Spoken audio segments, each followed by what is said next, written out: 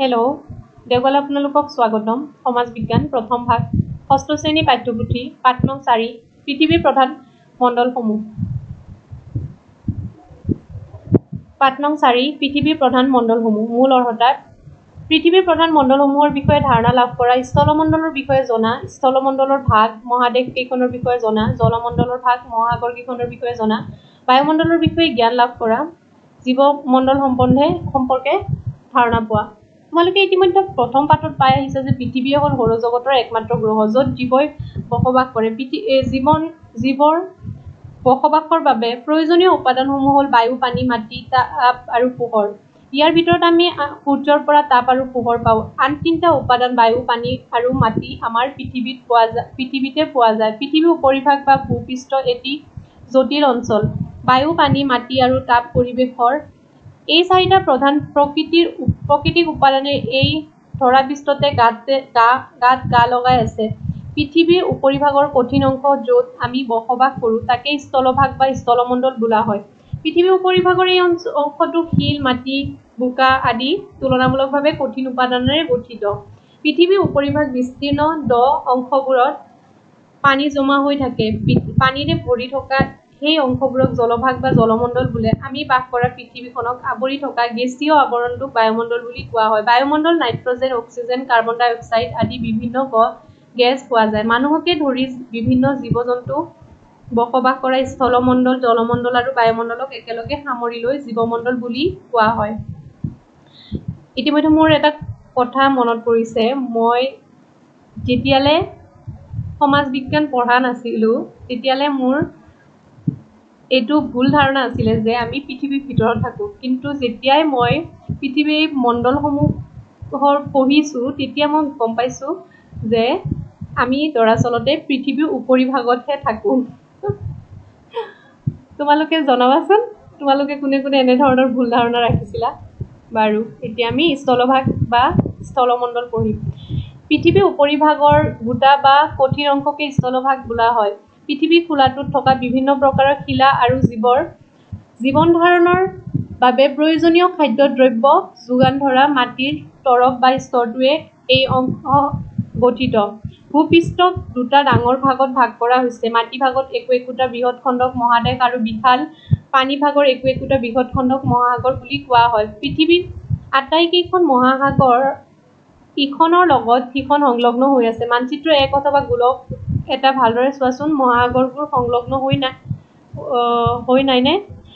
পৃথিৱীৰ সকলো ঠাইতে সাগৰৰ পানীৰ উচ্চতা প্ৰায় সমান। সাগৰ পৃষ্ঠৰ উচ্চতাৰ পৰা স্থলভাগৰ উচ্চতা নিৰ্ণয় কৰা হয়। এই ক্ষেত্ৰত সাগৰ পৃষ্ঠৰ উচ্চতা 0 বুলি ধৰি লোৱা হয়। তোমালোকে নিশ্চয় জানা যে পৃথিৱীৰ উচ্চতম পৰ্বত শৃংগ মাউণ্ট এভাৰেষ্টৰ উচ্চতা ৮,৮৪৮ মিটাৰ। চিত্ৰ নং 1 চাই ল'বা পৃথিৱী, মহাদেশ আৰু মহাসাগৰবোৰ। দক্ষিণ মহাসাগৰ, এণ্টাৰ্কটিকা, ভাৰত মহাসাগৰ, আফ্ৰিকা এনেদৰে ধুনীয়াকৈ দিয়া আছে, তোমালোকে চাই ল'বা। শৃংগটোৰ এই উচ্চতা সাগৰ পৃষ্ঠৰ তুলনাত নিৰ্ণয় কৰা হৈছে। প্ৰশান্ত মহাসাগৰৰ বুকুত থকা মেৰিয়ানা খাটৰ গভীৰতা 11,022 মিটাৰ। এই যে স্থলভাগত থকা আটাইতকৈ উচ্চ অংশ মাউণ্ট এভাৰেষ্টতকৈ জলভাগৰ বুকুত থকা আটাইতকৈ গভীৰ অংশ মেৰিয়ানা খাটত যোগ বেছি। এই কথাটো তোমালোকে বাৰু অনুমান কৰিব পাৰিছানে? শিক্ষকক সুধি জানি লোৱা।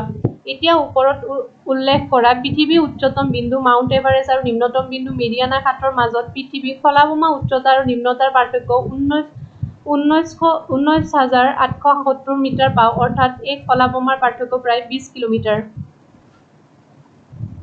ক্ৰিয়াকলাপ দিছে ইয়াতে, তলতে বাকচসমূহ পৃথিৱীৰ মণ্ডলসমূহৰ নাম লিখা। চাই নামবোৰ লিখিবাচোন। মহাদেশ। পৃথিৱীৰ প্ৰধান মহাদেশ 7খন। এই মহাদেশবোৰ হ'ল এছিয়া, ইউৰোপ, আফ্ৰিকা, উত্তৰ আমেৰিকা, দক্ষিণ আমেৰিকা, ওচেনিয়া আৰু এণ্টাৰ্কটিকা বা সুমেৰু মহাদেশ। বিশাল জলভাগে এই মহাদেশবোৰৰ কেইখনমানক ইখনৰ পৰা সিখনক পৃথক কৰিছে। মানচিত্ৰ 1 ভালদৰে মন কৰি দেখিবা যে পৃথিৱীৰ মুঠ স্থলভাগৰ অধিক অংশ উত্তৰ গোলাৰ্ধত আছে। আটাইতকৈ ডাঙৰ মহাদেশখন হ'ল এছিয়া। পৃথিৱীৰ মুঠ মাতৃভাগৰ 1/3 3/1 অংশ এই মহাদেশখনতে আছে। এই মহাদেশখনৰ অধিক অংশ উত্তৰ গোলাৰ্ধত অৱস্থিত। মহাদেশখনৰ দক্ষিণ অংশৰ মাজেৰে পূবা পশ্চিমাকৈ কৰ্কট ক্ৰান্তি ৰেখা পাৰ হৈ গৈছে। এছিয়াৰ উত্তৰ পশ্চিম অংশত উত্তৰা দক্ষিণাকৈ ইউৰাল পৰ্বতমালা আছে। এই পৰ্বতমালা পশ্চিমে যি বিশাল স্থলভাগ আছে তাকে ইউৰোপ মহাদেশ বোলে। এই পৰ্বতমালাই মহাদেশ দুখনক পৃথক কৰিছে। ইউৰোপ মহাদেশখন এছিয়া মহাদেশতকৈ ভালেখিনি সৰু। এই মহাদেশখন এছিয়া মহাদেশৰ পশ্চিমে অৱস্থিত। মহাদেশখনৰ উত্তৰ অংশৰ মাজেৰে পূবা পশ্চিমাকৈ সুমেৰু বৃত্ত পাৰ হৈ গৈছে। এই মহাদেশে তিনিওফালে পানীৰে আগুৰা। এছিয়াৰ পাছতে দ্বিতীয় সৰ্ববৃহৎ মহাদেশ হ'ল আফ্ৰিকা।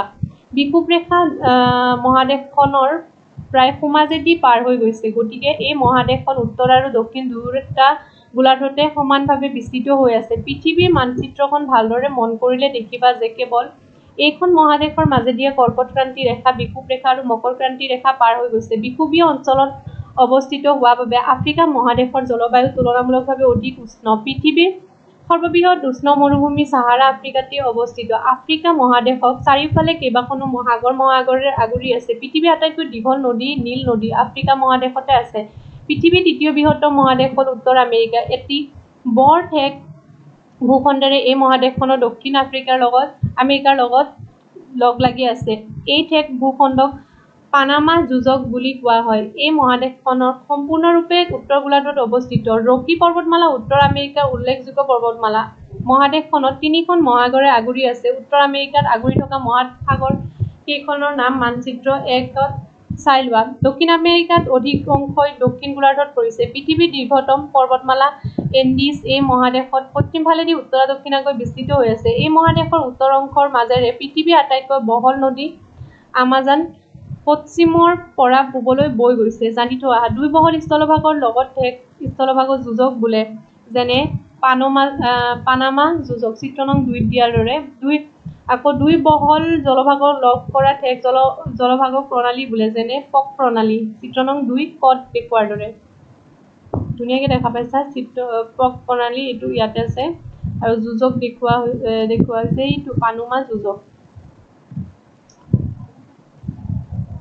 পৃথিৱীৰ মহাদেশবোৰৰ ভিতৰত ওচেনিয়া আটাইতকৈ সৰু মহাদেশ। এই মহাদেশখন সম্পূৰ্ণৰূপে দক্ষিণ গোলাৰ্ধত পৰে। ইয়াৰ চাৰিওপিনেই সাগৰ মহাসাগৰে আগুৰি আছে। অষ্ট্ৰেলিয়া আৰু নিউজিলেণ্ড হ'ল ওচেনিয়া মহাদেশৰ দুটা প্ৰধান ভূখণ্ড। চাৰিওফালে পানীৰে আগুৰি থকা বাবে ওচেনিয়াৰ ঘাই দ্বীপ অষ্ট্ৰেলিয়াক দ্বীপ মহাদেশ বুলিও জনা যায়। এণ্টাৰ্কটিকা বা কুমেৰু মহাদেশ সম্পূৰ্ণৰূপে দক্ষিণ গোলাৰ্ধত অৱস্থিত। এই মহাদেশখন প্ৰায় সোঁমাজতে কুমেৰু বিন্দু পৰিছে। যিহেতু এই মহাদেশখন দক্ষিণ মেৰু অঞ্চলত অৱস্থিত, গতিকে ই সদায়ে বৰফেৰে ঢাক খাই থাকে।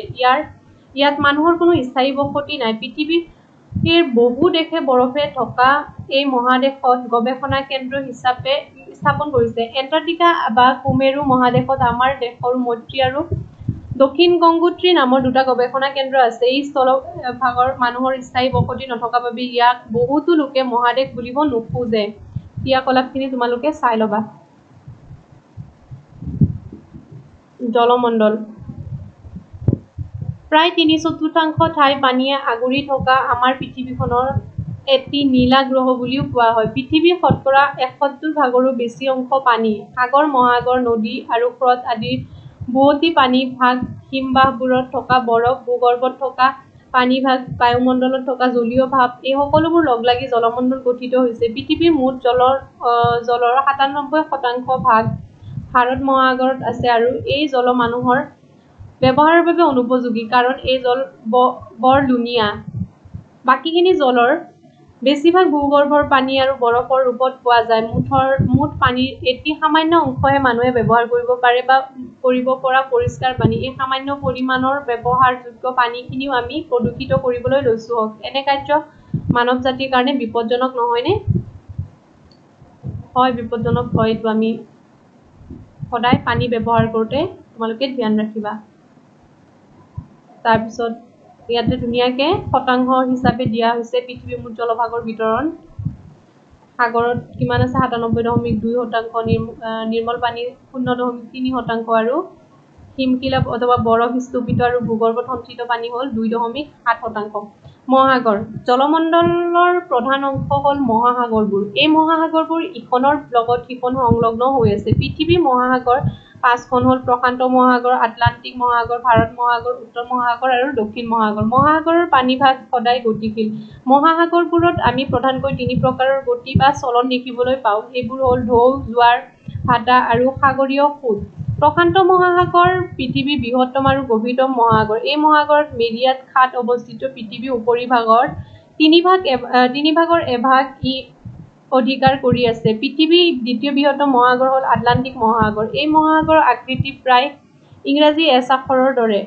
ইয়াৰ পশ্চিমত উত্তৰ আৰু দক্ষিণ আমেৰিকা আৰু পূবত ইউৰোপ আৰু আফ্ৰিকা মহাদেশ। এই মহাসাগৰৰ ভগ্ন উপকূল ৰেখাই প্ৰকৃতিৰ বন্দৰ আৰু পোতাশ্ৰয়ৰ বাবে উপযুক্ত সুবিধা প্ৰদান কৰিছে। ব্যৱসায় বাণিজ্যৰ দিশৰ পৰা এই মহাসাগৰখন আটাইতকৈ ব্যস্ত। ভাৰত মহাসাগৰে একমাত্ৰ মহাসাগৰ যিখন মহাসাগৰৰ নাম এখন দেশৰ নামেৰে ৰখা হৈছে। এই মহাসাগৰখন ত্ৰিভুজ আকৃতিৰ। ইয়াৰ উত্তৰ দিশত এছিয়া, পশ্চিমত আফ্ৰিকা আৰু পূবত অষ্ট্ৰেলিয়া অৱস্থিত। উত্তৰ মহাসাগৰখন উত্তৰ মেৰু বৃত্তৰ ভিতৰত অৱস্থিত। এই মহাসাগৰক বেৰিং প্ৰণালীয়ে প্ৰশান্ত মহাসাগৰৰ লগত সংলগ্ন কৰিছে। উত্তৰ মহাসাগৰৰ অধিকাংশ জলভাগ সাধাৰণতে বছৰটোৰ প্ৰায়ভাগ সময় বৰফ হৈ থাকে। এণ্টাৰ্কটিকা বা কুমেৰু মহাদেশৰ চাৰিওফালে যি জলভাগ আছে তাকেই দক্ষিণ মহাসাগৰ বোলা হয়। দৰাচলতে 50% দক্ষিণ অক্ষাংশৰ দক্ষিণে থকা প্ৰশান্ত, আটলান্টিক আৰু ভাৰত মহাসাগৰৰ অংশকেইটা মিলিয়ে দক্ষিণ মহাসাগৰ হৈছে। এই মহাসাগৰৰ অধিক অংশই বৰফে আৱৰা। চিত্ৰ 4ত দেখুওৱাৰ দৰে। অথবা এতিয়া চিত্ৰ 4ত মহাসাগৰৰ অৱস্থান ধুনীয়াকৈ দিয়া আছে, তোমালোকে চাই ল'বা এটা এটাকে। মহাসাগৰসমূহৰ মাছকে ধৰি অনেক প্ৰাণীৰ বাসস্থান। ইয়াৰ উপৰি মহাসাগৰসমূহৰ তলিত অনেক বিচিত্ৰ উদ্ভিদো পোৱা যায়। তোমালোকে টেলিভিছনত নিশ্চয় মহাসাগৰৰ তলি সম্বন্ধে তথ্যচিত্ৰ দেখিছা। ই অতি আমোদজনক নহয়নে? আনহাতে ভূমিকম্প, আগ্নেয়গিৰি উদ্গীৰণৰ উপৰি ছুনামি, মহাসাগৰীয় সোঁত আদি বিভিন্ন কাৰ্যৰ উৎস হ'ল এই মহাসাগৰসমূহ। স্থলভাগৰ জলবায়ু নিয়ন্ত্ৰণত মহাসাগৰসমূহে বিশেষ ভূমিকা পালন কৰে। মুঠতে বিচিত্ৰতাৰে ভৰা মহাসাগৰসমূহৰ বিষয়ে আৰু বহু কথা জানিবলগীয়া আছে। তোমালোকে সেইবোৰ জানিবলৈ চেষ্টা কৰিবা। হওক। বায়ুমণ্ডল এটি গেছীয় বা বায়বীয় আৱৰণে পৃথিৱীখন আগুৰি আছে। ইয়াকে বায়ুমণ্ডল বুলি কোৱা হয়। বায়ুৰ এই আৱৰণটো পৃথিৱীৰ এটি অতি দৰকাৰী আৰু এৰাব নোৱাৰা অংগ। ই আমাৰ শ্বাস-প্ৰশ্বাসৰ বাবে প্ৰয়োজনীয় বায়ু যোগান ধৰে। আনহাতে ই সূৰ্যৰ ৰশ্মিৰ কুপ্ৰভাৱৰ পৰা জীৱ-জগতক ৰক্ষা কৰে। পৃথিৱীৰ উপৰিভাগৰ পৰা মোটামুটিভাৱে বায়ুমণ্ডলৰ প্ৰায় 1600 কিলোমিটাৰ উচ্চতা পৰ্যন্ত প্ৰসাৰিত হৈ আছে। গঠন, উষ্ণতা আৰু আন কিছুমান বৈশিষ্ট্যৰ ওপৰত ভিত্তি কৰি বায়ুমণ্ডলক 4টা স্তৰত ভাগ কৰা হৈছে। ভূ-পৃষ্ঠৰ পৰা আৰম্ভ কৰি স্তৰবোৰৰ নাম ক্ৰমে টপোস্ফিয়াৰ, ষ্ট্ৰেটোস্ফিয়াৰ, মেজোস্ফিয়াৰ, থাৰ্মোস্ফিয়াৰ। থাৰ্মোস্ফিয়াৰৰ তলৰ অংশক আয়নস্ফিয়াৰ আৰু ওপৰ অংশক এক্সোস্ফিয়াৰ বোলা হয়। বায়ুমণ্ডলৰ ঘাইকৈ নাইট্ৰজেন আৰু অক্সিজেন গেছেৰে গঠিত। গাইগুটীয়াকৈ চাবলৈ গ'লে 78% নাইট্ৰজেন, 21% অক্সিজেন আৰু বাকী 1% কাৰ্বন ডাই অক্সাইড, আৰ্গন আৰু আন গেছেৰে বায়ুমণ্ডল গঠিত। জীৱই জীয়াই থকাৰ বাবে অক্সিজেন গেছ আৱশ্যক আৰু উদ্ভিদৰ বাবে নাইট্ৰজেন গেছ আৱশ্যকীয় উপাদান। বায়ুমণ্ডলত কাৰ্বন ডাই অক্সাইডৰ গেছৰ পৰিমাণ বৰ কম যদিও ই বৰ দৰকাৰী গেছ, কাৰণ পৃথিৱীয়ে বিকিৰণ কৰা তাপ ই শোষণ কৰে। উদ্ভিদৰ বৃদ্ধিৰ বাবেও এই গেছ অতি আৱশ্যকীয়।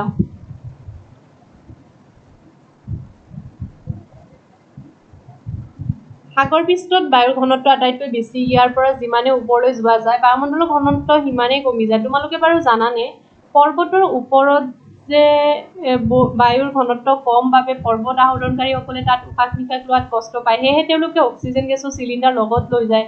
আমি যিমান ওপৰলৈ যাওঁ বায়ুমণ্ডলৰ ঘনত্বৰ নিচিনাকৈ উষ্ণতাও কিছু দূৰলৈ কমি যায়। তোমালোকে নিশ্চয় জানা যে বায়ুৰ চাপ আছে। এই চাপ সকলো ঠাইতে সমান নহয়। কিছুমান ঠাইত উচ্চ চাপ আৰু কিছুমান ঠাইত নিম্ন চাপ দেখা যায়। উচ্চ চাপ থকা অঞ্চলৰ পৰা বায়ু নিম্ন চাপ থকা অঞ্চললৈ গতি কৰে। এইদৰে চলাচল কৰা বায়ুকে আমি বতাহ বুলি কওঁ। বায়ুমণ্ডলৰ নিম্ন স্তৰত ট্ৰপোস্ফিয়াৰতে মেঘ, বৰষুণ আৰু বতাহৰ সৃষ্টি হয়। জীৱমণ্ডল মাটি, পানী আৰু বায়ু এই তিনিটা প্ৰধান প্ৰকৃতিৰ উপাদান ওচৰা-ওচৰিকৈ থাকি জীৱ বৰ্তি থাকিব পৰা পৰিৱেশৰ সৃষ্টি কৰা মণ্ডলটোক জীৱমণ্ডল বোলে। বিভিন্ন প্ৰাকৃতিক দুৰ্যোগ যেনে ভূমিকম্প, বানপানী, আগ্নেয়গিৰি আদিৰ বাবে পৃথিৱীৰ উপৰিভাগলৈ চকুত লগা পৰিৱৰ্তন আহিব পাৰে। অতি ক্ষুদ্ৰ অণুজীৱ, বেক্টেৰিয়া আদিৰ পৰা বৃহৎ আকাৰৰ স্তন্যপায়ী প্ৰাণীবোৰলৈ বিভিন্ন প্ৰকাৰৰ জীৱ এই মণ্ডলত বাস কৰা কৰে চিত্ৰ নং 5ত দেখুৱাৰ দৰে তোমালোকে চাব পাৰিবা জীৱমণ্ডল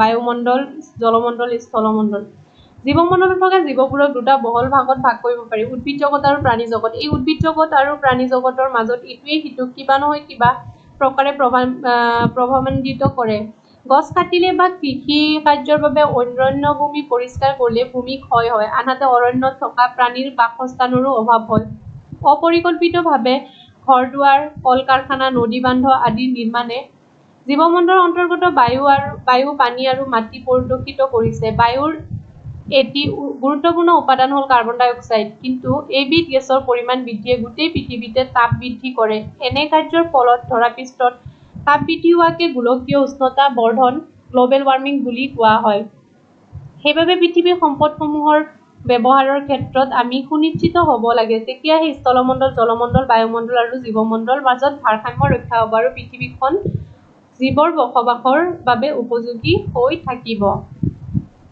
মনত ৰাখিবলগীয়া কিছু কথা পৃথিৱীৰ 4টা মণ্ডল হৈছে স্থলমণ্ডল জলমণ্ডল বায়ুমণ্ডল আৰু জীৱমণ্ডল পৃথিৱীৰ গভীৰতম অংশ প্ৰশান্ত মহাসাগৰ তাৰ তলিৰ ভাগত থকা মেৰিয়ানা খাত আৰু ইয়াৰ গভীৰতা 11,022 মিটাৰ পৃথিৱীৰ প্ৰধান মহাদেশ 7খন এছিয়া ইউৰোপ আফ্ৰিকা উত্তৰ আমেৰিকা দক্ষিণ আমেৰিকা ওচেনিয়া আৰু এণ্টাৰ্কটিকা বা কুমেৰু মহাদেশ আটাইতকৈ ডাঙৰ মহাদেশখন হ'ল এছিয়া আৰু আটাইতকৈ সৰু মহাদেশখন হ'ল ওচেনিয়া পৃথিৱীৰ উপৰিভাগৰ শতকৰা 71%ৰো অধিক পানী শতকৰা 29%তকৈ কম ঠাই মাটিৰে আগুৰি আছে পৃথিৱীৰ মহাসাগৰ কেইখন হ'ল প্ৰশান্ত মহাসাগৰ আটলাণ্টিক মহাসাগৰ ভাৰত মহাসাগৰ উত্তৰ মহাসাগৰ আৰু দক্ষিণ মহাসাগৰ প্ৰশান্ত মহাসাগৰ পৃথিৱীৰ বৃহত্তম আৰু গভীৰতম মহাসাগৰ পৃথিৱীৰ উপৰিভাগৰ প্ৰায় 1600 কিলোমিটাৰ দূৰলৈ বায়ুমণ্ডল প্ৰসাৰিত হৈ আছে বায়ুমণ্ডলক 4টা স্তৰত ভাগ কৰা হৈছে ভূপৃষ্ঠৰ পৰা আৰম্ভ কৰি স্তৰবোৰ হ'ল ট্ৰপোস্ফিয়াৰ ষ্ট্ৰেটোস্ফিয়াৰ মেজস্ফিয়াৰ আৰু থাৰ্মোস্ফিয়াৰ অনুশীলনীবোৰ তোমালোকে চাবাচোন তলৰ প্ৰশ্ন পৃথিৱীৰ প্ৰধান 4টা মণ্ডল কি বায়ুমণ্ডল জলমণ্ডল স্থলমণ্ডল আৰু জীৱমণ্ডল এনেদৰে তোমালোকে ধুনীয়াকৈ গোটেইখিনি প্ৰশ্ন উত্তৰবোৰ চাই ল'বা Thank you for watching my video.